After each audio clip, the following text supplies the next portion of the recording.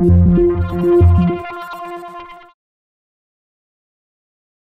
l'idée de ce livre est vraiment venue des artistes eux-mêmes. Donc moi j'en ai rencontré énormément. Et on avait deux constats, c'était que généralement quand vous sortez d'une école supérieure artistique, ben, après c'est la débrouille pour commencer à communiquer sur votre art.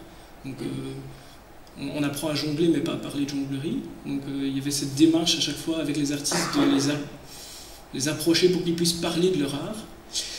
Et puis avec Internet c'est devenu facile de créer un site ou d'imprimer des flyers, mais c'est difficile de créer des bons outils de communication qui correspondent à votre projet. Et donc moi, j'en avais un peu marre de toujours donner des conseils et de ne pas les capitaliser. Et donc les gens aussi, ils étaient frustrés. Les formations que je donne, ça dure une matinée, une journée, mais on ne sait pas aller plus loin. D'où l'idée du livre qui était voilà, prenez-le et utilisez-le comme outil pour être autonome dans la conception de votre communication. Je travaille beaucoup avec des questions-réponses, c'est-à-dire qu'on va aller tirer au sein de votre personnalité ce qui fait que vous êtes différent de l'autre, quelle est votre singularité, et c'est de là qu'on va décliner la communication. J'avais deux courts-métrages très différents avec deux rôles principaux et j'ai eu un prix pour mon travail dans ce festival.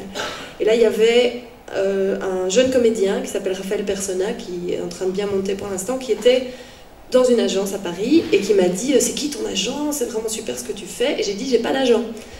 Et donc tout de suite il me dit « Mais attends, t'as pas d'agent? Comment ça se fait ?» Donc j'explique mon parcours, nanana, et il m'a fait rencontrer son agent, qui est Juanita Felac chez Acte 1, et on travaille ensemble maintenant depuis, je dirais, 5 ans, avec des moments où j'ai totalement confiance et où je sens que les choses bougent et où j'ai des castings qui se suivent et où elles sont au taquet, parce que c'est plus, il faut savoir que c'est plus les assistantes de l'agent que l'agent qui fait le travail.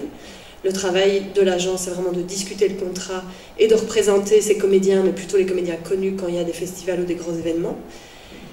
Et ensuite, ben voilà, il y a eu cette... Bon, elle m'a pas prise tout de suite, elle m'a demandé d'attendre un peu parce qu'il y avait du mouvement dans l'agence, je lui ai envoyé mes films, elle a vu, elle m'a dit ok, on travaille ensemble. Elle a fait dans un premier temps un gros travail qui m'a permis de rencontrer des directeurs de casting que je connaissais pas encore.